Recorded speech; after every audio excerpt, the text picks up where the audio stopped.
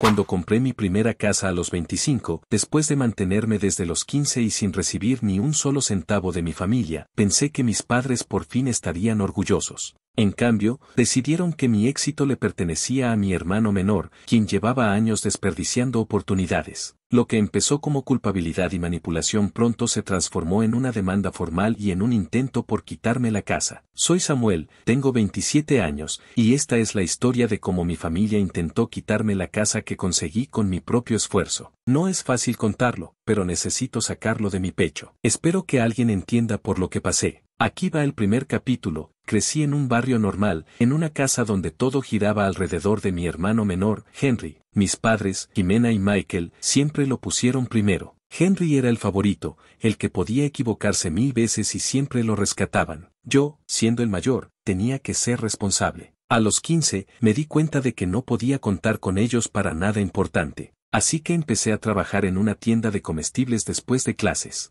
Primero limpiaba, luego pasé a cajero. No era gran cosa, pero cada dólar que ganaba lo ahorraba. Mis padres apenas lo notaban. Estaban ocupados pagando las clases de Henry o cubriendo sus desastres. Henry era el típico que podía salirse con la suya. Tenía carisma, una sonrisa que hacía que todos lo perdonaran. Yo no. Yo era el serio, el que llegaba a tiempo, el que no pedía nada. Mientras Henry dejaba la secundaria y pasaba los días jugando videojuegos, yo me gradué con buenas notas y conseguí una beca para la universidad. Trabajaba de noche en un restaurante para pagar lo que la beca no cubría. Dormía poco, estudiaba mucho. No tenía otra opción si quería salir adelante. A los 22, terminé la carrera en administración de empresas. Conseguí un trabajo en una empresa de logística. No era un sueldazo, pero era estable. Durante 3 años, viví sin lujos, nada de salidas, nada de ropa cara. Todo lo que ahorraba iba para el enganche de una casa. Siempre quise algo mío, un lugar donde nadie me dijera qué hacer. A los 25, lo logré. Compré una casa pequeña, 2 habitaciones, un patio chico, una hipoteca que podía pagar. El día que firmé, sentí que había ganado. Pensé que mis padres estarían orgullosos. Me equivoqué. Una semana después de mudarme, Jimena apareció en mi puerta. Miró la casa, dijo un par de cosas amables, pero rápido fue al grano. Henry, mi hermano, que a sus 23 años seguía viviendo con ellos, quería estudiar diseño gráfico. No tenía dinero ni trabajo fijo, y según ella, yo debía ayudarlo porque somos familia.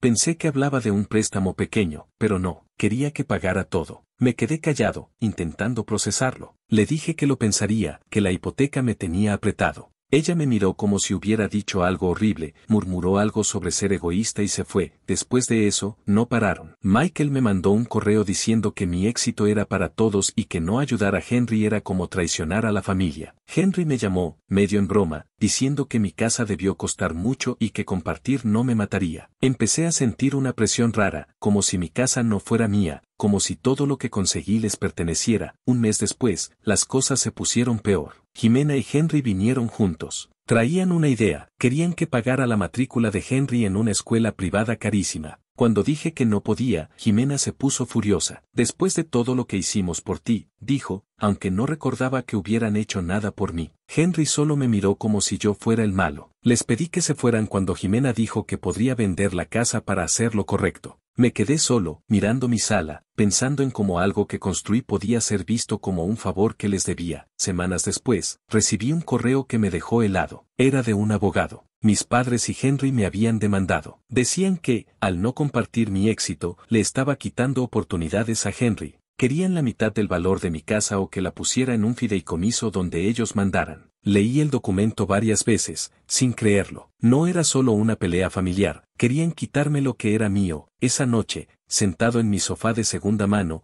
sentí una rabia que no puedo explicar.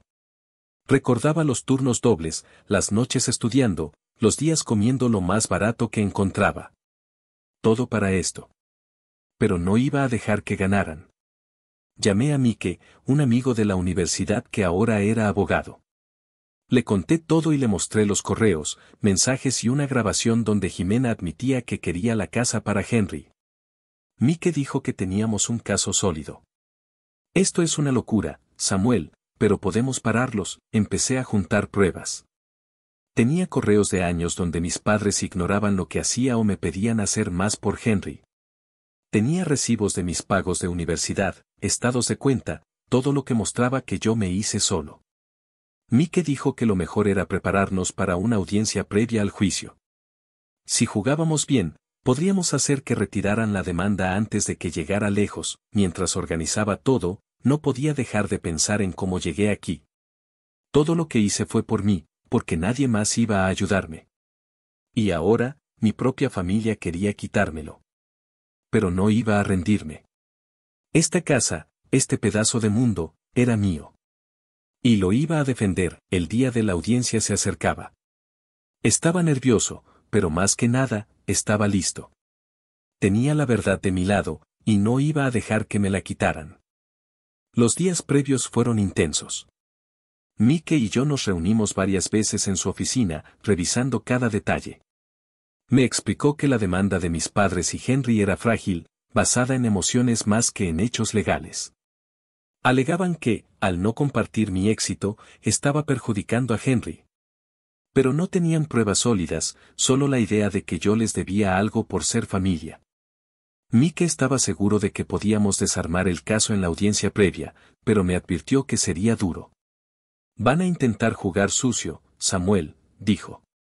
Prepárate para que saquen cosas del pasado o inventen historias. Juntamos todas las pruebas posibles. Tenía correos de Jimena hablando de mi obligación de ayudar a Henry, mensajes de Michael diciendo que mi éxito era gracias a la familia, aunque nunca me dieron nada. Y una grabación donde Jimena admitía que quería mi casa para el futuro de Henry. También tenía mis registros financieros, pagos de la universidad, recibos de mis trabajos, el contrato de la hipoteca. Todo mostraba que yo construí lo que tenía sin ayuda. Mike dijo que eso era más que suficiente para demostrar que su demanda no tenía sentido. La noche antes de la audiencia apenas dormí. Me quedé despierto, pensando en cómo mi familia llegó a esto. Recordé cuando trabajaba turnos largos de adolescente mientras Henry jugaba videojuegos. Recordé a mis padres diciendo que Henry necesitaba más atención porque era sensible. Siempre fui el que tuvo que arreglársela solo, y ahora que lo logré, querían castigarme.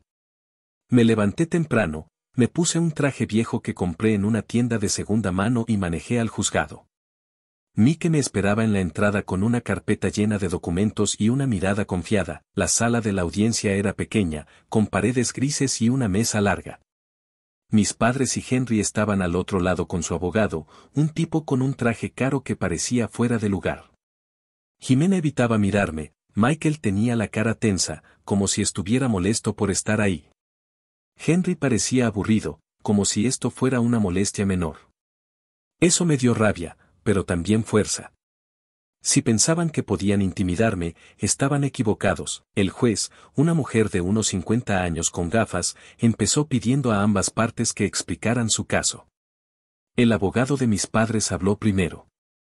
Dijo que yo había acumulado riqueza a costa de la familia, que negarme a ayudar a Henry era injusto y que mi casa debía ser un activo familiar porque mis padres me habían apoyado emocionalmente. Cada palabra era una mentira descarada. Habló de Henry como una víctima, diciendo que mi éxito lo dejaba atrás. Quise interrumpir, pero Mike me puso una mano en el hombro para que me quedara callado. Cuando fue nuestro turno, Mike se levantó tranquilo. Mostró mis registros financieros, pagos de la universidad, recibos de trabajos, la hipoteca. Samuel se mantuvo solo desde los 15 años, dijo. No recibió apoyo financiero de sus padres. Todo lo que tiene, lo construyó él. Luego presentó los correos y mensajes. Uno de Jimena decía que mi casa debería ser para Henry, porque él lo necesita más. El juez frunció el ceño, y vi que Michael se movió incómodo. Mike reprodujo la grabación donde Jimena hablaba de vender mi casa para pagar los estudios de Henry. La sala quedó en silencio. El abogado de mis padres intentó decir que la grabación no era válida, pero el juez lo cortó. Quiero escucharla, dijo con voz firme. Cuando terminó, el juez miró a mis padres. ¿Tienen algo que decir?, preguntó. Jimena balbuceó que no era lo que parecía, que solo quería lo mejor para la familia. Michael no dijo nada, y Henry, por primera vez, parecía nervioso. El juez dijo que la demanda parecía más una disputa familiar que un caso legal y pidió pruebas adicionales antes de decidir si iría a juicio. Mike presentó más documentos, registros de los gastos de mis padres en Henry, como clases de música y un coche que chocó en meses, mientras yo no recibía nada. Esto no es justicia, dijo Mike. Es un intento de aprovecharse del esfuerzo de Samuel. La audiencia duró unas 2 horas. Cuando terminó, el juez dijo que revisaría todo y daría una decisión en una semana. Salí con Mike, sintiendo alivio, pero también tensión. Lo hicimos bien, me dijo. No tienen nada sólido. Creo que esto se acaba aquí. Pero yo no estaba tan seguro. Conocía a mi familia. No se rendían fácil. Esa noche, Henry me mandó un mensaje. No es personal, Samuel, decía. Solo queremos lo que es justo. Me dio risa y rabia a la vez. ¿Justo? Él, que nunca pagó una cuenta, que siempre tuvo a mis padres para rescatarlo. No respondí, pero guardé el mensaje como prueba. Los días siguientes fueron raros. No supe nada de mis padres, pero empecé a escuchar rumores. Una tía me llamó para decir que Jimena estaba diciendo a todos que yo era un desagradecido. Una vecina mencionó que Michael decía que yo robé el dinero de la casa, aunque no tenía idea de cómo podían inventar eso. Parecía que querían justificar lo que hacían, no solo en el juzgado, sino con todos los que nos conocían. Mike me dijo que mantuviera la calma. Están desesperados, explicó. Saben que su caso es débil, así que están tratando de presionarte desde afuera. Me sugirió evitar contactarlos y guardar cualquier mensaje que me mandaran. También me advirtió que podrían intentar algo más si perdían. No sabía que podía ser peor que una demanda, pero con mi familia, todo era posible. Una tarde, encontré un sobre sin remitente en mi buzón. Era una carta de Jimena, escrita a mano. No era una disculpa. Me acusaba de ser distante, de no valorar lo que hicieron por mí, de que mi éxito era una bofetada para Henry. Terminaba diciendo que, si no llegaba a un acuerdo, las cosas se pondrían feas. No era una amenaza clara, pero me puso los nervios de punta. Se la mostré a Mike, quien la añadió a nuestras pruebas. Esto solo los hunde más, dijo. La semana se arrastró lentamente. Intenté seguir con mi vida, trabajar, pagar cuentas, cuidar mi casa. Pero cada vez que entraba, sentía un nudo en el estómago. Esta casa era más que paredes, era la prueba de que podía salir adelante solo. Y ahora estaba bajo ataque. El día del fallo llegó. Mike me llamó para decirme que el juez había enviado la decisión por correo. Me senté en mi sala, con el corazón acelerado, y abrí el mensaje. El juez desestimó la demanda. Dijo que no había base legal para sus reclamos y que mis pruebas dejaban claro que yo era el único dueño de la casa. También recomendó que mis padres pagaran mis costos legales, algo que Mike dijo que era raro en una audiencia previa, pero mostraba lo débil que era su caso. Me sentí aliviado, pero no celebré. Sabía que esto no era el final. Mis padres y Henry no eran de los que aceptaban una derrota y se iban callados. Mike me dijo que ahora debíamos asegurarnos de que pagaran los costos legales y estar atentos por si intentaban algo más. Mantén los ojos abiertos, Samuel, me advirtió. No van a parar tan fácil. Esa noche, me senté en mi patio con una cerveza, mirando el cielo. La casa estaba en silencio, y por primera vez en días, sentí algo de calma. Había ganado una batalla, pero la guerra seguía. Sabía que mi familia no dejaría las cosas así, y yo tenía que estar listo para lo que viniera. Los días siguientes fueron tensos. Aunque el juez había desestimado la demanda, no había noticias de Jimena, Michael o Henry. Eso, en lugar de tranquilizarme, me ponía más nervioso. Conocía a mi familia. No eran de los que se rinden, y la carta de Jimena, con ese tono de las cosas se pondrán feas, seguía rondándome en la cabeza. Mike me dijo que lo mejor era esperar a que pagaran los costos legales ordenados por el juez, pero también me advirtió que estuviera atento. Podrían intentar algo fuera de la corte, dijo. Algo personal. No pasó mucho tiempo antes de que tuviera razón. Una mañana, mientras salía al trabajo, encontré un volante pegado en mi buzón.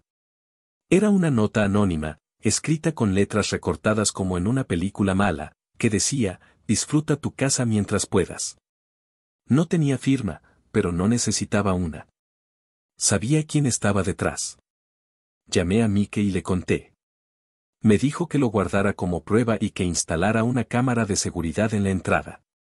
No queremos que esto escale, pero si lo hace, necesitamos pruebas, explicó. Esa tarde, compré una cámara barata en línea y la instalé yo mismo. No me sentía paranoico, solo preparado. Mientras tanto, los rumores seguían. Una amiga de mi madre, que a veces me escribía, me mandó un mensaje diciendo que Jimena estaba contando a todos que yo había engañado al juez con pruebas falsas. Era ridículo, pero dolía.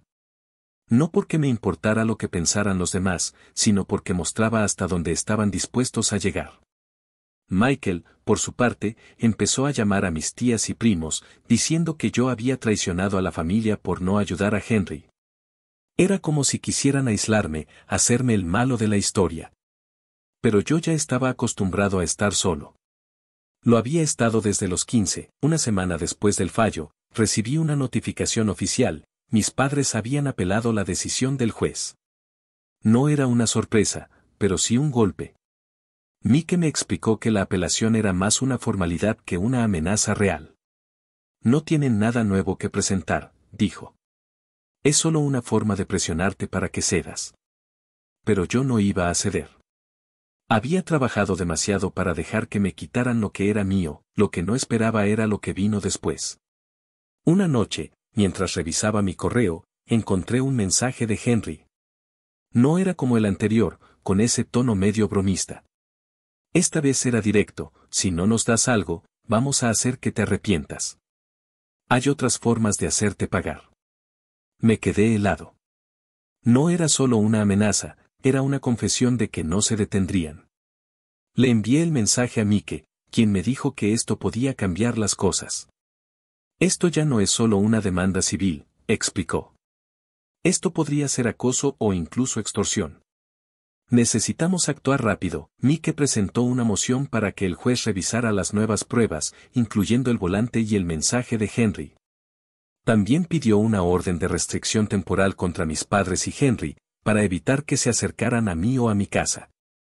El juez aceptó revisar la moción en una audiencia de emergencia, programada para unos días después. Mientras tanto, la cámara en mi entrada grabó algo extraño. Una noche, alguien se acercó a mi buzón, miró alrededor y dejó otro volante. No pude ver su cara claramente, pero la forma de caminar me recordó a Henry. Guardé la grabación y se la pasé a Mike. La audiencia de emergencia fue diferente a la primera. Esta vez, el ambiente era más pesado. Mis padres y Henry estaban ahí, con el mismo abogado, pero se veían menos seguros. El juez revisó las nuevas pruebas y preguntó directamente a Henry sobre el mensaje. Él negó haberlo enviado, diciendo que alguien debió hackear su teléfono. Era una excusa tan débil que hasta el abogado de ellos pareció incómodo. Mike presentó el volante y la grabación de la cámara, señalando que esto demostraba un patrón de hostigamiento. No solo están intentando quitarle la casa a Samuel, dijo Mike. Están tratando de intimidarlo para que ceda. El juez no parecía contento. Miró a mis padres y les preguntó por qué seguían con esto después de que la demanda original fue desestimada. Jimena intentó hablar, diciendo que solo querían justicia para Henry, pero el juez la interrumpió. Esto no es justicia, dijo. Esto parece una vendetta personal. Luego miró al abogado de mis padres y le preguntó si estaba al tanto de las amenazas. El tipo tartamudeó, claramente atrapado desprevenido. Al final, el juez otorgó la orden de restricción y dijo que la apelación sería revisada, pero que, dadas las nuevas pruebas, no veía méritos para continuarla. Esa fue la gota que colmó el vaso. Días después, recibí una carta del abogado de mis padres.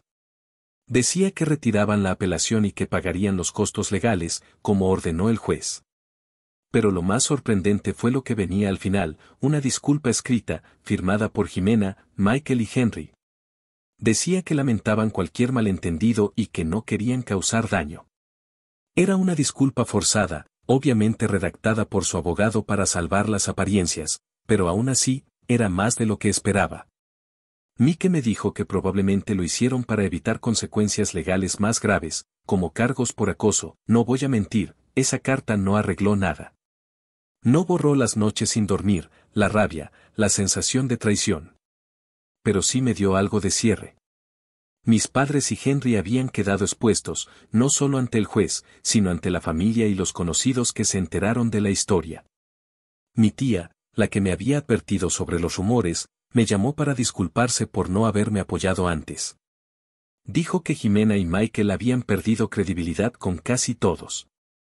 Henry, por su parte, dejó de hablar con la mayoría de la familia, probablemente avergonzado, la casa seguía siendo mía.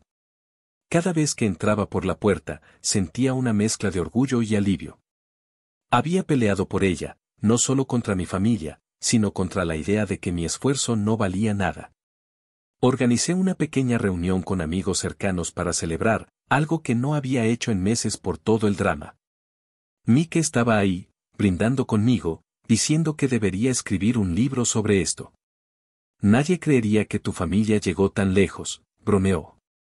Y tenía razón. Era una historia loca, pero era mi historia. Con el tiempo, dejé de tener contacto con mis padres y Henry. No fue una decisión fácil, pero era necesaria. Ellos nunca entendieron lo que hicieron mal, o si lo entendieron, nunca lo admitieron de verdad. Me enteré por un primo que Henry intentó inscribirse en una escuela de diseño gráfico, pero la abandonó después de un mes. Mis padres seguían ayudándolo, pero ya no era mi problema. Yo había cortado ese lazo, ahora, a los 27, miro mi casa y veo más que paredes y un tejado. Veo los turnos dobles, las noches estudiando, los días de sopa barata. Veo a un chico que aprendió a valerse por sí mismo cuando nadie más lo hizo. Y aunque esta pelea con mi familia me dejó cicatrices, también me dejó más fuerte. No necesito su aprobación, ni su orgullo, ni su amor. Todo lo que necesito ya lo tengo, mi casa, mi vida, mi verdad, la ciudad sigue su ritmo, y yo sigo el mío. A veces, cuando estoy en el patio con una cerveza, miro el cielo y pienso en lo lejos que llegué. No sé qué hará mi familia en el futuro, pero sé que no dejaré que vuelvan a tocar lo que es mío. Esta casa, este pedazo de mundo, es mi victoria. Y nadie me la va a quitar.